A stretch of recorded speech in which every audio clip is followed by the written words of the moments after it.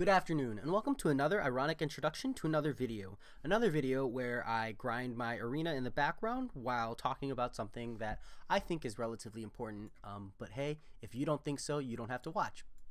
So that said, today I will be talking about why I intentionally set up death squads in the arena. And that's something that a lot of people are probably like, that's really stupid. But the thing is, the death squads are just higher PI opponents, right? They're ranked up higher, they're awakened. But other than that, there's no nodes on them, etc. So it's essentially just a challenge fight. And unfortunately, in versus, they do not use their specials as frequently. They are a little more defensive, but it does give you the chance to practice champion mechanics, work on like seeing champion skills, and when they are a higher PI like that, they survive a little bit longer. And the issue I have with lower PI opponents is that they die too quickly, especially to like this ghost here. They just die so quickly that you don't really get to see like their special 2, you don't get to see what their special 3 does, whether or not their special 3 will just nuke you and then you always have to bait it, or whether or not you can survive them. Like some champions, like their special 3 becomes like, as far as damage goes, is really lackluster. I know like Mordo is someone I'm not afraid to push into a special 3.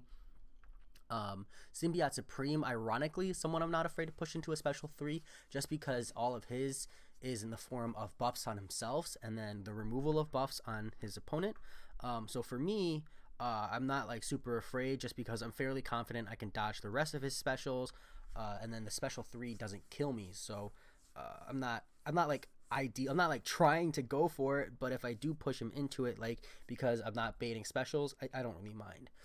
But other reasons for it are like you get significantly more points for winning a death squad fight than you do for winning an infinite streak fight.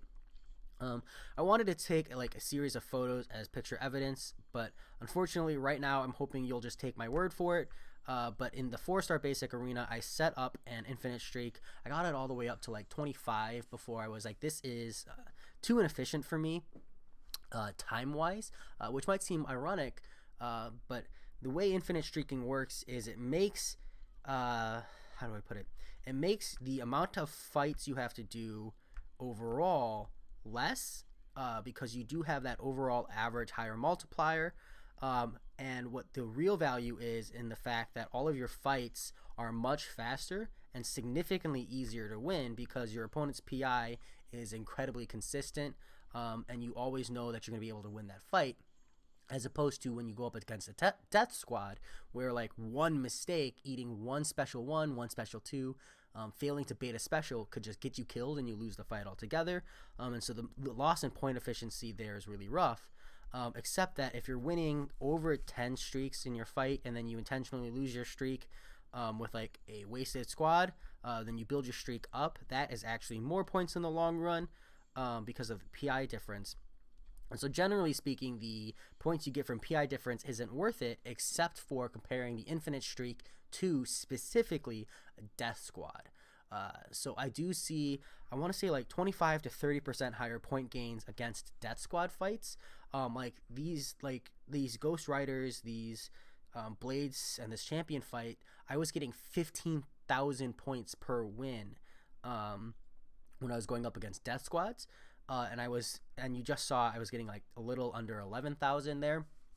And that's a lot more points. I mean, that's so many points that if you win 2 out of your 3 fights there, it will be the same as winning all 3 fights. And I actually do win all 3 fights fairly consistently these days, just because of how often I've done it. But the other reason, besides point efficiency, like you might disagree with me on point efficiency, but the thing is that I invest enough time in this game and I play enough time in this game that I don't have to worry too much about the points. And especially now that I'm in the veteran bracket, I'm already convinced that I'm not going to be able to push for champions in the arena anyways. So for me, there's a like secondary value in pushing higher PI opponents in the arena. And what that is practice. Arena is free practice, right? People will say, oh, jump into this act over and over again until you get good enough to handle the node. Well, the node isn't going to change.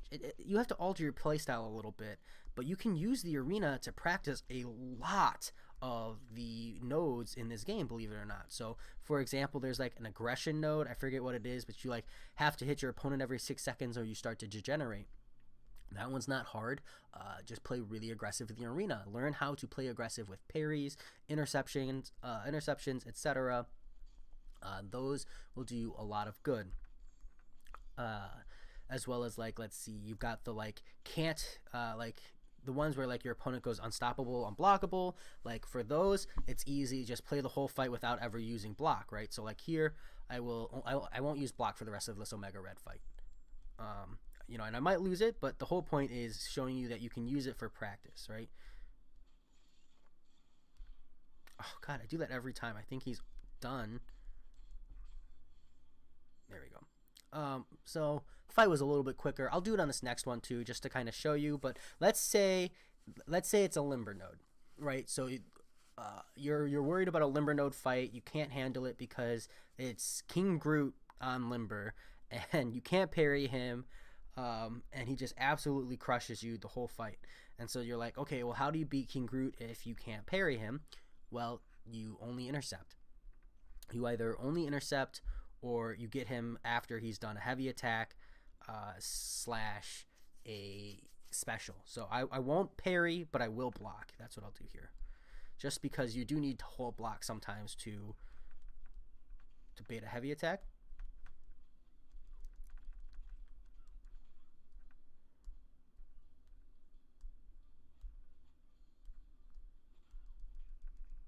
Sorry, when I'm trying to do this without parrying, it's a little bit harder. And lucky for me, you know, the versus AI is kind of stupid. But you can see it's possible. And the whole point is not that this is going to be a perfect replication of what it would be like if you practice against that exact node, but you would still get that practice in, a small part of it, and then when you go into practice against the real thing, you have that experience. So that's why I set up death squads. That's why I use arena for that grinding, because you can see against these lower PI opponents that they die way too quickly for it to matter, which is nice, but it doesn't make for really good practice. And as you get against higher PI opponents, even in the arena, they do get more aggressive, and the fights get a little bit harder. They become more intelligent. They intercept you and all that jazz. So as always, this video has probably gone on longer than it needs to. It is a related video to why I talk about learning to enjoy the grind, because let me tell you, the arena is a massive grind. But yeah, that's why I set up death squads. If you are ever wondering, like, how I've done so many fights without setting up an infinite streak, why I still don't set up infinite streaks on the basic arena, even though I'm capable of it, this is why. So other than that, I will talk to you later. Yeah, bye.